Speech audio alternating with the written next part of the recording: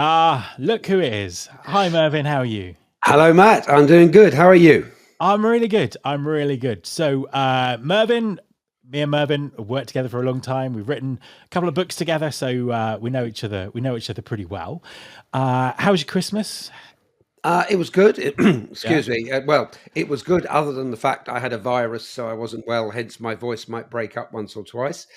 But it was good. It was family based. It was a lot of people around, and yeah, it was nice and relaxing, and yeah, it was good.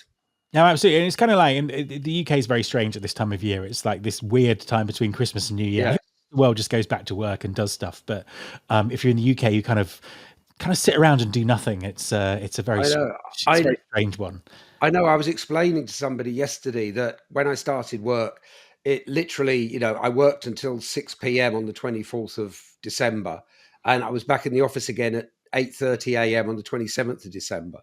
It's kind of like thinking back to those days. It's so different now. The kind of it's that there's no even expectation it's not even kind of if you wanted that time off as some people did because they had families or kids, they had to take it out their annual leave. Now Hmm. it's turned into virtually a 2 week bank holiday in the Yeah, UK. I mean, obviously with the exception of people who are, delivering essential services and, Well, obviously, yes. food and all that kind of stuff. But most companies are shut until the 6th of January. It's Yeah. quite crazy.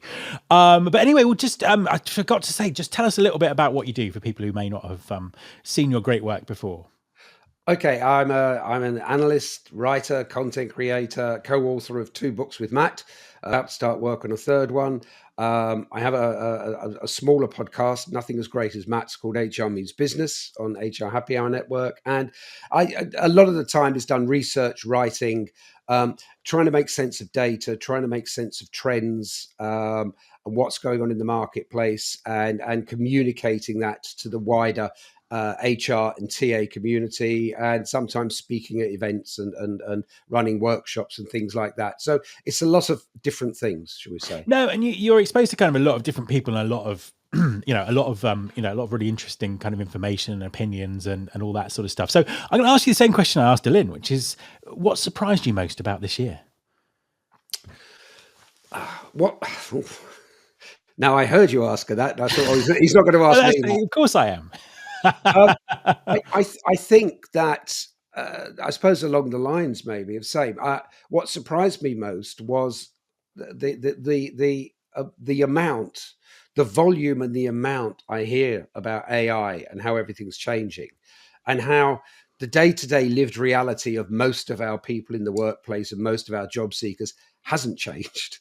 Mm, mm. It's still the same, and I think you were touching on that with Aline just now. That in the kind of not bubble, but in the world if you sat on LinkedIn, you would assume that 2024 has seen this huge, unbelievably powerful change across the whole world of work and how we attract and hire people and how people are motivated and the work they do.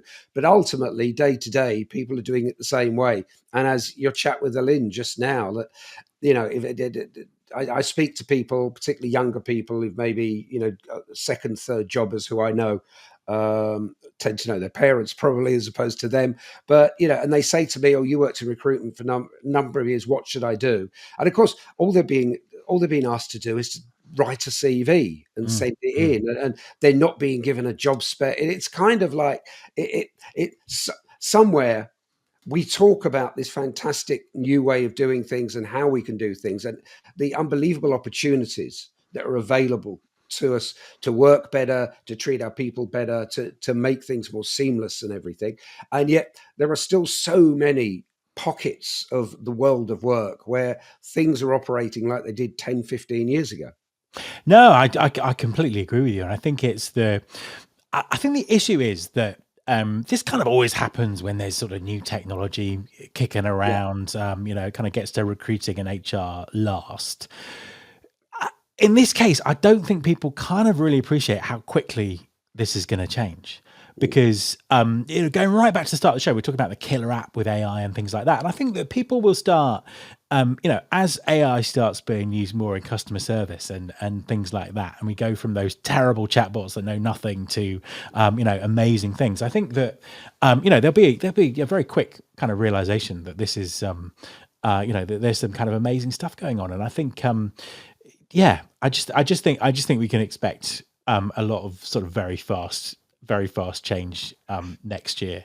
I think that's it. I think this will happen quickly, and things will change quickly. And I do hear people talking about things like, skills based, and kind of, it's we're not interested in historical job titles. We're interested in what skills people have got, what knowledge they've got, how it can be adapted, how it can be used.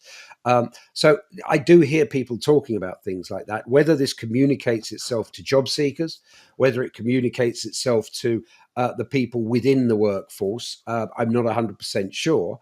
A lot of these conversations are being had possibly at manager and above level. But yeah, I mean, this will happen, as you say, probably quite quickly. I Mm. mean, I would expect, if we'd have had this chat a year ago, I would have expected to kind of be here now. But a year's time, and we'll have to book this in, obviously, for the 30th of December, Absolutely, yeah, yeah, yeah. I, 2025. I don't think I've I ever expect been. it to be different. I don't think I've ever been quite as forthright about predicting things as I have in the last couple of weeks. So, Yeah. looking forward to some payback this time next year when people kind of play these videos back. Changing tack slightly. So, one of the things that you've done this year that's been really great is you're a kind of a regular on the HR morning show, another Yeah. Purple Acorn production, Yes. and you look at generational things quite a lot, Gen Z and all the workforce and all this sort of stuff. And, so many articles about, Gen Z is killing this and killing that and all that kind of stuff. I saw an article, I think it was in the Times. I don't know why I was reading the Times, but over Christmas. I think it was supposed to be a spoof, but it was kind of like, this Gen Z is killing Christmas traditions and all this sort of stuff. So what are your kind of observations? Because, what's going on with these kind of different generations in the workforce at the moment? Because I can remember back to when we were a lot younger, and it was Gen X, they're all slackers, they don't like work, what's going on, they've changed everything. Is it just kind of more of that, or are things really shifting? Well, thank you for flagging up the fact that I have another Purple Acorn show. Yes, I speak with Danielle Farage on a regular basis, where we it's called From X to Z. If you watch the Tuesday show, where we discuss workplace topics from the perspectives of different generations. One of the points that I often make to her is that, where we're talking at Gen Z and everything's a bit different, is if I think back to when I started work, it was no different. I started off as a trainee accountant. I'm not going to bore people. Don't switch off. Um, but I started at a time when the accountancy profession in the UK had kind of modernized itself, not in any way we'd understand now, but it had modernized itself in a certain way. And I came in having done what they called a foundation course for 9 months. So I normally, you joined as a trainee accountant, you were given bank statements to tick off for your first year, and that was kind of it. Whereas I had been learnt about audits and legal requirements, and that's what I wanted to do from day one. And I was told, no, just tick off that bank statement. That's what you do. You're a trainee. So I think that it's always been there. But I think that there was an interesting article I wrote just before Christmas, but it came from some research that I found initially through the FT and stuff, about, have Gen Z got it harder? And a lot of that is, the tougher climb to financial independence. I think the important thing to remember is that most of us of a certain vintage, we structure work was the structure on which we built our lives. The first time we ever had money to go out and spend, and our social lives, and you meet someone, you date someone, you begin to build a life, you settle down, you maybe start saving to buy a property. Within the West, for so many of today's Gen Z, that just isn't there. It's the bank of mum and dad that's going to do most of that for them at some stage. And so if you if you take away the structures of, like, you learn more, you do more, you go for the next promotion, you work your way up, and that leads you to doing more with your life, traveling more, doing more holidays, starting a family, all those things. If you take that away, what's left is the experience, basically. What is the work you're doing? How are you doing it? Does it motivate you? Do you enjoy it? And yes, I accept there are many people who have to go out and do not very interesting jobs because they need to put food on the table for themselves, for family members, maybe. But it's once you take away that structure and you take away any semblance of financial independence, then you're focused a lot more on what people are doing and how they're doing it. Mm. Um, and, people can say, I'm not enjoying this. And, I don't want to be treated like this. Whereas, we were told there's that quaint old English expression, put up and shut up, which is basically, you just get your head down and do it. Yes, because that's how we do it. Whereas now we have a generation who are educated to a high level and have aspirations that are difficult to match. Mm. And therefore, it's the way they're treated, it's the quality of what they do, and it's are they interested in what they do? And is there something they could be more interested in? So I think that the I suppose the key things were, it's difficult to get to financial independence. Actually, being able to start on the right step on the career ladder and develop a career is difficult now. Barriers to entry, barriers to supporting that growth. And of course, a lot of this now is we have a lot more understanding around the impact on mental health, how people Mm. feel, their self perceptions, particularly if they can see themselves not getting ahead. Um, and ultimately, it's kind of, it's supporting everybody. So its businesses need to offer that kind of level of support and recognition to everybody in the organization.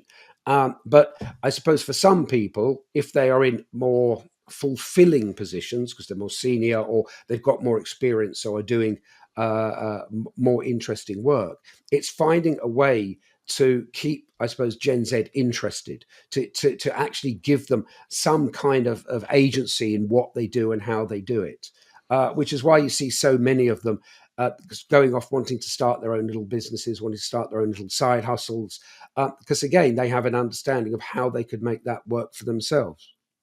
Yeah, and I think it kind of goes back to what I was saying with Alin about the cultural norms about how we talk about work. Mm.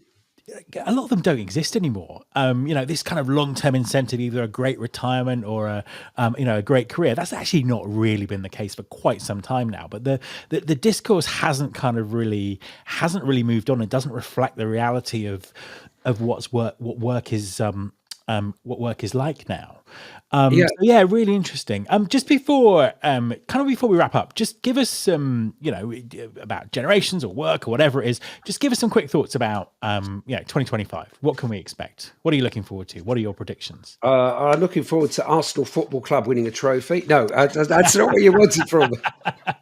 I thought you might ask me this. I made a few notes Did you? just before the show.